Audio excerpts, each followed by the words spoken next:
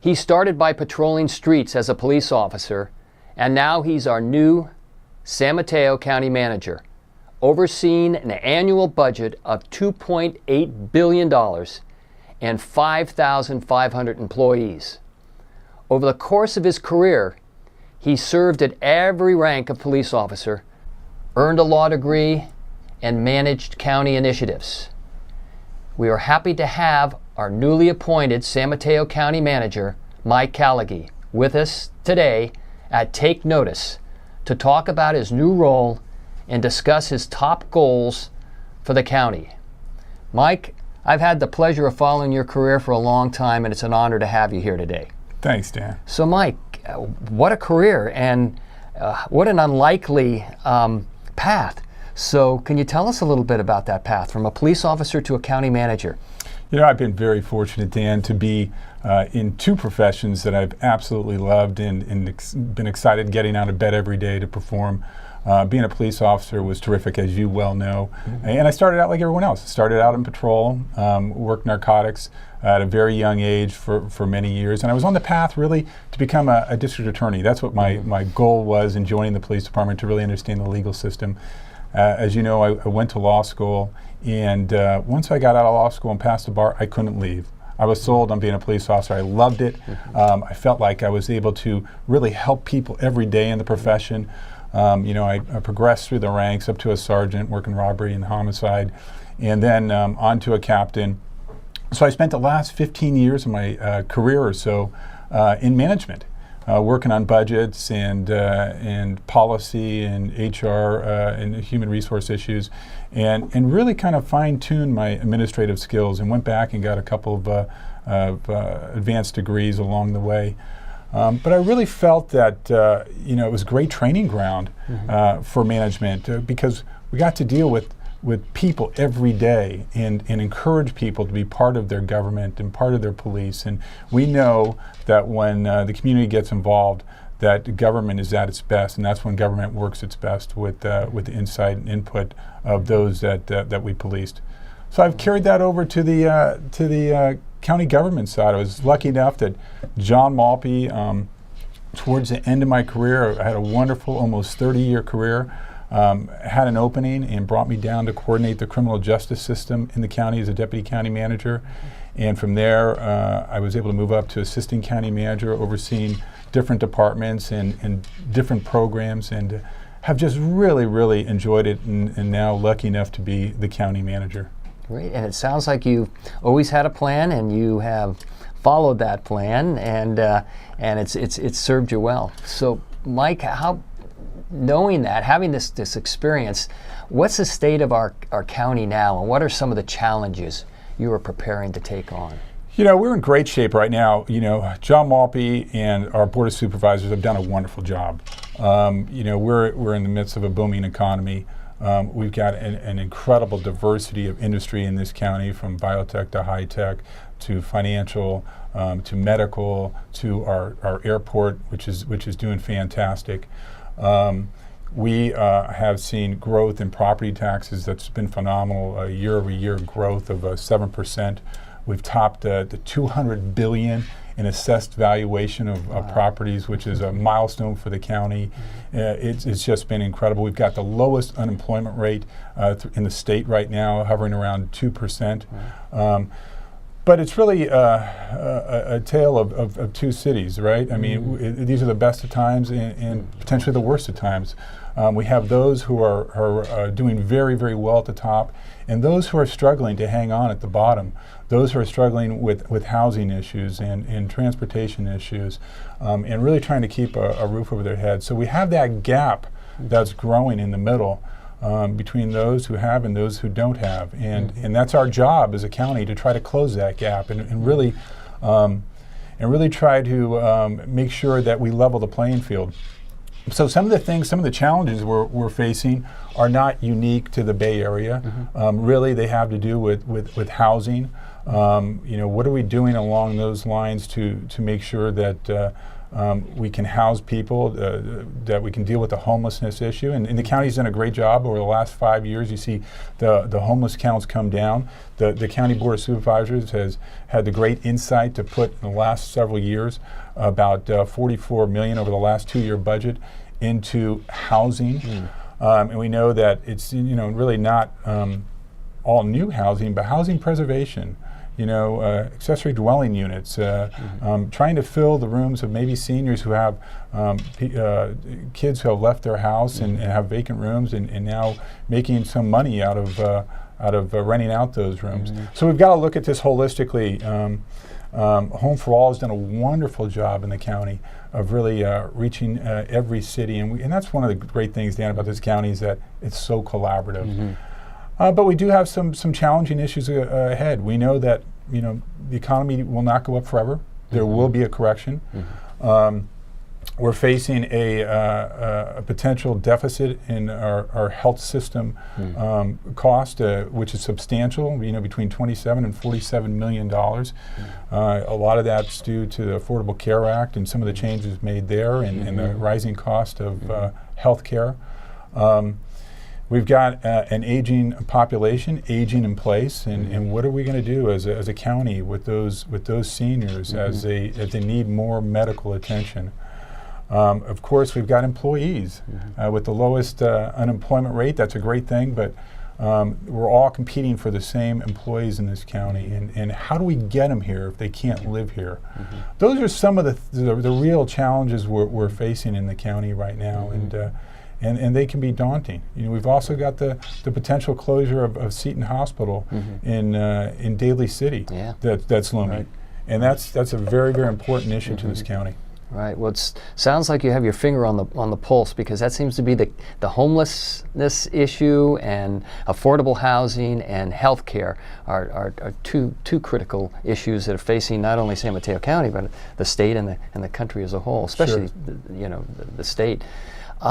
So it sounds like you've got a great plan, but with the strong economy, there's some other issues too that come with it. For example, traffic. Right. And right. I was down in the area most recently in Foster City, east of Highway 92, and I know there's a lot of construction going on, a lot of housing increasing, and that is just appears to be a challenge, a big challenge with regard to traffic. So what are your thoughts about that with the county? It's so funny you should mention Foster City, because I live there, so I commute home every day in that traffic, and 4 miles, 50 minutes. Right. Honestly, it would be easier. 4 miles, 50 minutes? Right. It would be honestly easier for me to ride my bike. I've really thought about getting an electric bike and riding to work, and helping certainly our environment. But I can tell you, Dan, I've never seen so much synergy around transportation as I have now. It is amazing how everyone is really focused on transportation. We know we need it. We've got such great industry in this county, but how do we get people here? So typically the county traditionally would not be involved in transportation per se, but everyone's collaborating. It's not only on a local basis, but really on a regional basis. How do we get our workers where all the housing is out in the valley to this county in an hour? How do we get them from Sacramento here in an hour?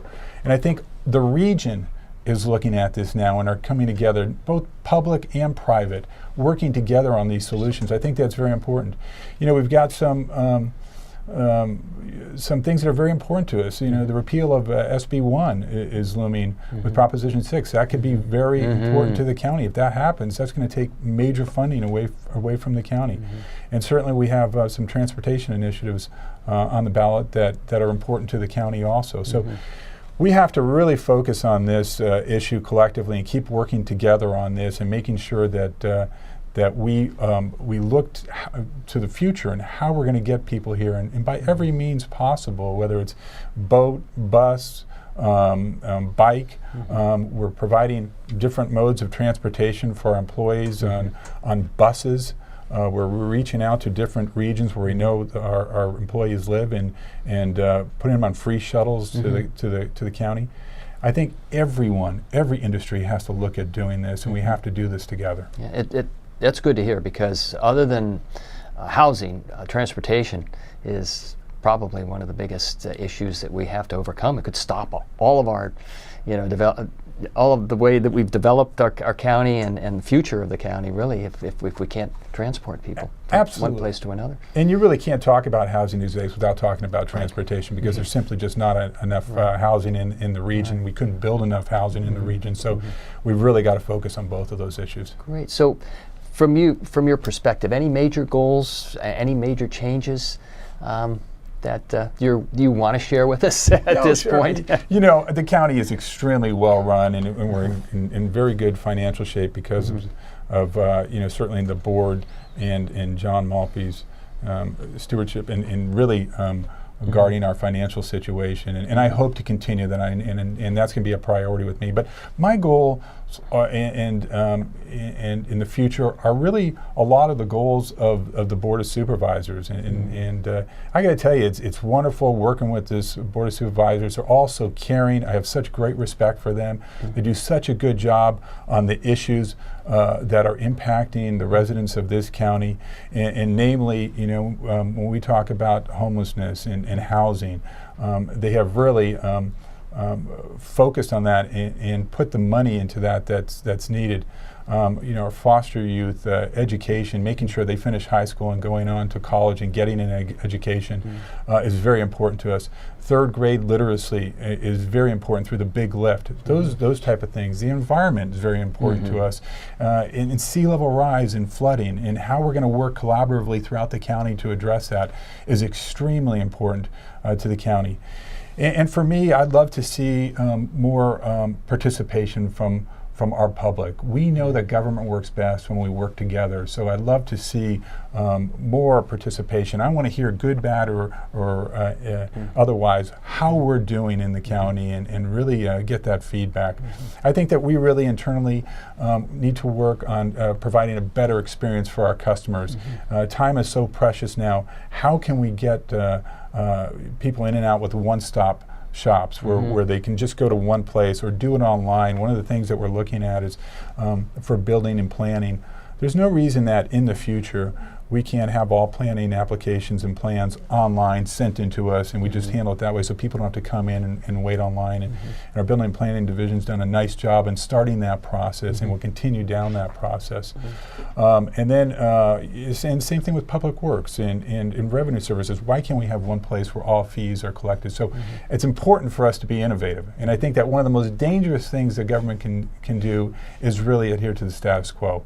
We've got to continue to be looking for best practices in the industry and implementing them, whether it's the assessor's office and putting new technology in, or using it in our everyday lives to make the experience better for the customer. That's very important to us. So keeping that edge, being innovative, being creative, and trying to find those solutions. Absolutely. Sounds like a Absolutely. good way to go. And then, additionally, how do we prepare our workforce for change? How do we make sure that we have those employees ready to step up to the next spot in the organization? And that's very, very important to us. Succession planning has got to be a priority for us, so we have that continuity of government, so we continue to have innovative thinking in the organization and seamless transitions, and when that wealth of information, and it has with people like John Malpe and our finance director walk out the door after a distinguished career, how do we keep that continuity going? Right. So Mike, you've addressed a lot of important issues here today, so I thank you very much for sharing that with us. San Mateo County is doing very well, but San Mateo County has many challenges in front of it. And I personally, after listening to what Mike had to say, I am very confident that San Mateo County is in very good hands. And with our support, that Mike will direct our county toward the 21st century and toward future success. I'm Dan Lawson, and take notice. Have a wonderful, safe day.